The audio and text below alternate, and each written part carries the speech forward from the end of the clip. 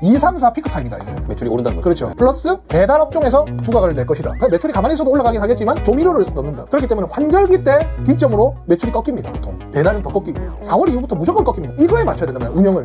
특히 우리 자영업자들. 매출은 뭐 하나가 안 돼 있다고 해서 절대 매출이 안 올라가는 게 아니거든요. 그걸 그대로 따라하십시오. 그리고 자기만의 색깔을 넣으면 그게 사장님이 원하는 가게가 될 거예요.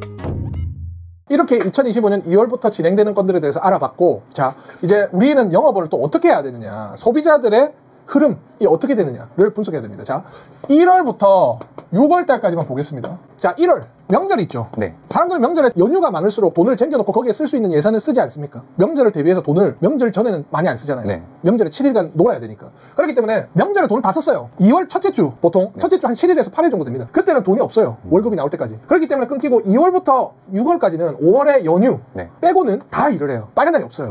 그러면은 이거는 어디다 돈을 쓰느냐, 사람들이.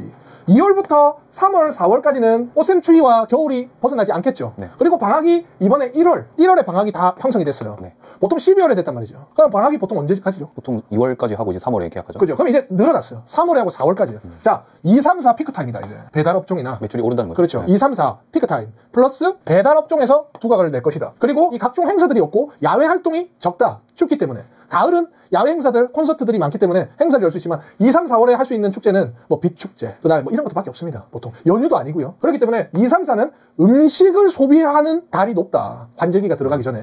그러면 마케팅을 2, 3, 4월에 잡아야 됩니다. 2, 3, 4월. 5월은 어린이날, 가족의 달로 예산을 잡고 2, 3, 4월에는 매출이 올라간다. 매출이 가만히 있어도 올라가긴 하겠지만 조미료를 넣는다. 그게 광고비다. 광고비를 조금만 써도 올라가는 달이다. 그러니까 2, 3, 4는 매출을 올리려는 가정을 합니다. 환절기 전. 환절기는 사람들이 계절이 바뀌기 때문에 겨울보다 봄이 야외 활동 하기가 더 좋지 않습니까? 그렇기 때문에 환절기 때 기점으로 매출이 꺾입니다. 보통. 배달은 더 꺾이고요. 그리고 계약할 때가 맞물리기 때문에 4월 이후부터 무조건 꺾입니다. 무조건 매출이. 그러면 4, 5, 6은 무엇을 해야 되느냐? 방어해야죠. 또 벌어둔 돈으로 부족한 단점을 보완하고, 그리고 수익률을 보완하고, 가게를 정비하고, 위생을 체크해야 되는 시기예요. 7, 8, 9 이때 또 피크입니다. 6월부터 7월까지 가기 전에 환절기가 또 하나 더 있습니다. 환절기. 봄에서 여름이죠. 야외 활동이 봄보다 여름이 하기가 힘들죠. 그러면 다시 사람들이 너무 무더위면 워터파크 행사 이런 것들밖에 없지 않습니까? 그리고 휴가. 그죠? 그렇기 때문에 이날 또 마케팅을 칠 준비를 해야 돼요. 5월부터. 이렇게 인과관계가 다 있습니다. 왜냐? 이 인과관계는 뭐로 맞춰야 되느냐? 사람의 휴일, 행사, 1년간 정해져 있잖아요. 1월부터 12월, 그 다음에 명절, 휴가 이런 것들이 정해져 있어요. 방학. 이거에 맞춰야 된단 말이에요. 운영을. 사람들이 쓰는 돈이 있으니까. 특히 우리 자영업자들은. 사람들이 쉴 때 돈을 쓰지 일할 때 돈을 씁니까? 일할 때는 돈을 벌어야죠. 그러니까 이 1월부터 6월까지만 해도 지금은 준비해야 되는 경영 마인드적인 부분에서 잘하는 사람들은 이걸 생각하고 합니다. 1월은 명절이기 때문에 명절 되기 2주 정도는 장사가 안 됐어요. 다 공감하셨을 거예요. 왜냐? 명절에 돈을 써야 되기 때문에. 그래서 명절에 장사를 하는 사람들이 2주 전에 안 된 거를 상기 처리를 해야 돼. 2월 달에. 1월 힘들지. 왜냐? 1월 명절에 판매를 하려면 재고를 충전해놔야 되는데 1월 전에는 장사가 안 됐기 때문에 장사된 걸 다 써버리면 재고를 충전하지 못하고 악순환에 반복이 되는 거지. 그럼 이제 1월 10일쯤 되면 돈이 다시 다 들어옵니다. 그렇기 때문에 1월 매출 총을 보면 그렇게 변경사항이 없어요. 근데 명절에 쉬는 사람들 있죠. 쉬는 사람들은 회복을 못하는 거야. 2주 전에 잘 못했는데 명절에 쉬어버리면 명절에 다 들어오는데 명절에 들어올 돈을 그냥 놓치는 거야. 그 개념으로 들어가야 됩니다. 장사는.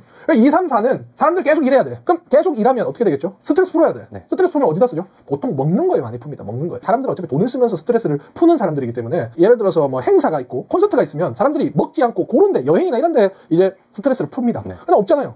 그러면 먹으면서 스트레스를 푼단 말이야. 2, 3, 4는. 그러니까 2, 3, 4를 공략해라가 주요 핵심 논점입니다. 그리고 광고비를 조금이라도 더 태워라. 저희는 2, 3, 4를 치기 위해서 광고비를 집행을 지금 전체적으로 이벤트나 이런 게 진행하고 있습니다. 저희 점주님들도 이 영상을 많이 보는데 이거는 이해를 돕기 위해서 제가 진행을 하는 겁니다. 그래서 이 부분을 놓치시면 또 손해를 보게 된다. 메일로 좀 문의 주신 분이 있어가지고 제가 가져왔는데 일단 이분은 대전에서 이제 호프집을 운영하고 계시고 와룡 맥주라고. 와룡 맥주. 이제 오픈해서 3달째 이제 운영 중이신데 12월 현재까지 매출이 이제 1,200, 배달은 100 정도. 주말에는 평균 90에서 100 정도 이제 매출이 발생하고 평일은 10만 원에서 30만 원 정도. 매출을 올리고 싶은데 뭐부터 해야 될지 모르겠다고 이렇게 요청 주셨거든요. 매출을 올리고 싶은데 궁금하다. 이거를 보면 제가 이거 와룡 맥주를 지금 쳤어요. 키오더도 했고 이런 매장이고.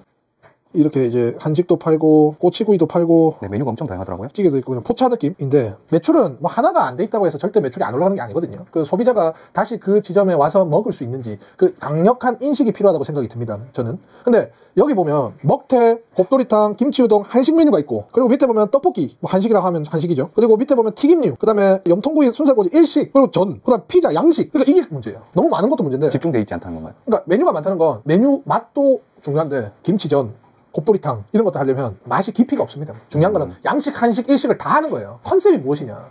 예를 들어서 시선 같은 경우는 일식으로 진행하는 선술집이다. 그러니까 술집 같은 경우 컨셉이 제일 중요하거든요. 음식점에 파는 음식이 꼭 컨셉으로 해서 인테리어에 형상화돼가지고 진행이 돼야 되는데 과연 와룡 맥주는 컨셉이 무엇이냐. 찌짐도 팔고 떡볶이도 팔고 피자도 팔고 그 다음에 한식도 팔고 다 하는데 과연 무엇을 파는 가게냐. 그냥 맥주를 위한 하나의 지점이냐. 그렇다고 음식 가격이 엄청나게 싼 것도 아니에요. 일단 컨셉이 잘못됐습니다. 첫 번째로. 그리고 이 컨셉이 정해지면 그 메뉴가 일식이면 일식, 한식이면 한식, 양식이면 양식에 대한 맛의 깊이가 들어갈 수 있어요. 그러니까 이거는 이 메뉴를 보면 알아요. 양식 들어왔다가 찌짐 들어왔다가 피자를 만들려면 3,000, 4,000 못 칩니다 이거. 그러니까 똑같은 음식의 가지수를 해가지고 진행이 되면 상관없는데 이거는 체인점이 아니잖아요. 네. 역전하면은 개수가 600개, 700개예요.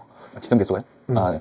많아도 간편조리식으로 다 하게끔 만들어져 있어요. 공장에서 다 네네. 생산해갖고 간편조리가 되도록 아니잖아요. 직접 다 해야 돼요. 다 만들어야 되는 것 같아요. 그리고 이렇게 많이 하면 식자재 신선도도 떨어집니다. 신선도가 있어야 그거를 조리를 했을 때 맛이 올라가죠. 근데 세 개 분야가 다 들어가 있는 상태에서 맥주를 판다? 컨셉도 일단 모호하고 두 번째 조리에 대한 구성화도 안 될 뿐더러 세 번째 소비자가 느끼는 받는 감정 자체도 어떻게 될지 모르겠어요. 나는. 근데 이름은 와룡 맥주야. 그러니까 찌짐을 먹으면서 맥주를 먹을 수 있냐 이 말이에요. 안 떠오르잖아요. 그럼 와룡 맥주면 맥주를 먹을 수 있는 뭐 예를 들어서 튀김이나 양식 쪽으로 들어간다거나 아니면은 뭐 떡볶이를 전문적으로 하면서 튀김을 쫙 낸다거나 뭐 이런 식으로 요즘은 술만 먹으러 가려면 진짜 싸야 돼요. 근데 그 다 망했죠. 거의 싸다고 해가지고 3,000원, 4,000원짜리 있는 웬만하면 다 망합니다. 지금 그러니까 요즘은 이 음식점, 술집도 음식의 깊이가 있으면서 사람들이 저녁 먹고 맥주를 먹으러 가는 사람들이 옛날에 비해서 많이 떨어졌어요. 저녁 대신 술을 먹으면서 한잔 할 수 있는 곳으로 많이 가는 거죠. 근데 그러려면 음식의 맛이 올라가야 되죠. 그러려면 컨셉이 일치해야 되죠. 일치해야 식자재도 관리가 잘 되겠죠. 조리도 쉽죠. 그리고 이제 깊이는 더 있어죠. 그러면 그걸 인테리어로 녹여서 술집이라는 거는 인테리어의 표현을 해야 돼요. 한식 주점이라는 것 같은 거 기와집을 좀 깔아놓는다거나 기와집을 깔아놓고 한식에 대한 뭐 가야금을 올려놓는다거나 그런 식이 돼야 되는데 맥주집인데 전골을 팔고 맥주집인데 찌짐을 팔고는 받아들이기 힘든다는 거예요. 사람들이.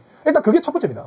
이거는 홍보를 더 집어넣어서 되게 안 해요. 네, 여기도 메일 내용 읽어보면은 뭐 상권이나 입지나 뭐 이런 마케팅이 부족해서 장사가 안 되는 방향으로 조금 생각을 하고 계신 것 같거든요. 그게 아니에요. 그거 하면 억지로 올릴 수 있지만 그러니까 마케팅이란 건 독 안에 물을 계속 집어넣어서 독 크기를 키워나가야 되는 작업인데 네. 독은 이 정도인데 물을 계속 넣어놓으면 어떻게 됩니까? 넘치거나 깨져가지고 네. 밑으로 흐르겠죠. 이거 지금 이 상황입니다. 이거는 제가 봤을 때. 예, 근데 제 생각이 100% 맞지 않습니다. 정답이라고 생각은 하지 마시고 저에 대한 관점은 그렇습니다. 와룡 맥주면 와룡은 중국풍이에요. 와룡 맥주 중국풍의 맥주집이어야 돼요. 근데 중국풍의 맥주집을 갔는데 찌짐을 팔아요. 사람들이 전달이 될까요? 곱창 전골을 팔아요. 그게 될까요? 그러니까 이런 것들이 다 연계가 됩니다. 그러니까 맥주만 파는 곳이 아닌 거예요, 여기는. 그러니까 다양한 메뉴들을 먹을 수 있는 매장이다. 그렇게 들어가야 돼요. 컨설팅을 하기 전에. 이것만 봐도 그렇습니다. 그리고 이게 내가 봤을 땐 찌짐이 들어오고 파전 꼬지가 들어오고 피자가 들어오면 이거 속도 제대로 못 나갑니다. 만약에 더 오더라도. 그렇죠. 이거 네. 지금 이거라면 대기 시간도 굉장히 많아요. 그리고 아니면 속도를 올리려고 염통 꼬지나 순살 꼬지나 이런 것들을 초벌을 쳐놓고 진행을 한다면 맛이 엄청나게 떨어지겠죠. 그러니까 맛에 대비해서 조리에 대한 피로도가 여러 가지고. 그러니까 이건 제가 말하는 조리의 피로도는 음식이 안주가 나가기 위한 최적 동선이 잡힐 수가 없는 음식입니다. 이거는 화구도 있어야 되고 오븐도 있어야 되고 튀김기도 있어야 되고 해야 되는데 과연 이걸 저도 못 쳐요. 이거는. 그리고 이게 마른 안주는 또 마른 안주로 나오고 네. 그러니까 그러면은 미리 준비해야 되는 요소들 미리 준비하는 건 딱 제 시간에 회전 시간이 빠르면 그 음식이 조금 내려가더라도 회전으로서 퀄리티를 잡을 수 있는데 이거는 미리 준비해 놓으면은 수십 가지의 메뉴들이 나오기까지가 대기해야 되니까 공기 중에 음식이 노출되면 무조건 산패되고 맛이 없어집니다. 그렇기 때문에 이거는 시간 싸움이야. 이거 그리고 맛있게 하려고 바로바로 즉각적으로 하면 다른 데는 멸치, 다른 데는 오코노미야키, 다른 데는 곱창 전골 해버리면 세 테이블이 동시에 왔을 때 시간이 못 맞춥니다. 그럼 사람들은 기본 안주를 먹으면서 술을 먹어야 되는데 이 불만족스럽죠. 그리고 술집이라는 거는 5,000원, 6,000원짜리는 빨리 먹고 술 먹고 다시 다음 메뉴가 나가면서 그렇게 하면서 돈을 벌어야 되는데 이거는 지금 계속 꼬이는 거예요. 내가 얘기 안 해도 다 그렇게 돼요. 일단 그게 첫 번째다. 그 다음에 그게 컨셉이 잡히고 조리동선이 잡힌 상태에서 그 다음에 마케팅을 쳐야죠. 그러면은 누적 형식으로 되죠. 이건 지금 제가 봤을 때는 유실 고객이 굉장히 많다. 나 이것만 봐도 매출을 2천만 원 이상 치려면 손님들이 100% 만족을 해야 2천만 원이 형성되면서 2,200, 2,300이 되는데 2천만 원 치다가 다다음 달에 1,500이 된다는 건 500만 원 이상 손님이 손해를 보고 있다. 손해를 봐서 안 온다는 얘기야. 그러니까 이거는 일단 그거부터 근본적인 것부터 고쳐야 됩니다. 와룡 맥주면 중국식풍 맥주집을 만들어야죠. 뭐 탕수육이나 아니면은 음식에 대한 전문성을 길려가지고 들어가야 됩니다. 왜냐 이거는 상식적으로 봤을 때 그냥 저렴하게 다양한 거를 먹으러 가는 곳이지 사람들은 음식을 먹으면서 그 특이한 그 음식점의 기호에 맞춰서 들어가기에는 생각이 안 난다는 이 얘기예요. 제가 봤을 때. 그래서 일단은 컨셉부터 다시 정비해야 되고 근본 잡는 방법 딱 하나예요. 혼자 고민하지 마시고 처음에는 예를 들어서 일식 주점을 만들려면 일식 넘버1을 그대로 따라하세요. 메뉴 구성. 그 다음에 메뉴에 대한 그런 컨셉 이런 거 돈이 드니까 컨셉보다는 음식의 맛으로 먼저 잡아놓고 풍차를 만들고 그 다음에 계속적으로 마케팅을 쳐야 됩니다. 일식을 하려면 뭐 시선이나 아니면은 이 작가가 잘하는 곳 체인점들 따라하고 중국식 술집을 만들고 싶으면은 그거 많잖아요. 중국식 풍에 잘하는. 네. 그걸 그대로 따라하십시오. 그리고 자기만의 색깔을 넣으면 그게 사장님이 원하는 가게가 될 거예요. 그래서 혼자 너무 고민하셨다. 내가 손님 입장에서 생각을 하는 거죠. 과연 이 가게에 가서 어떤 걸 느끼느냐. 왓더버거는 뭐냐면 한 번 먹을 때 강렬한 인상을 주는 거예요. 단맛이든 네. 뭐 예를 들어서 소스 맛이든 그리고 이제 그 안에 있는 식자재료들을 최대한 끌어올렸어요. 일반 패스트푸드에서 담지 못하는 퀄리티가. 그렇다고 이제 완전 수제버거를 모방하는 퀄리티는 아니고, 퀄리티는 완전 수제버거보다 조금 낮췄지만 이용 고객 수들은 패스트푸드처럼 시켜 먹을 수 있게끔 이 메뉴에 대한 구색이나 메뉴판을 선별해 놨단 말이에요.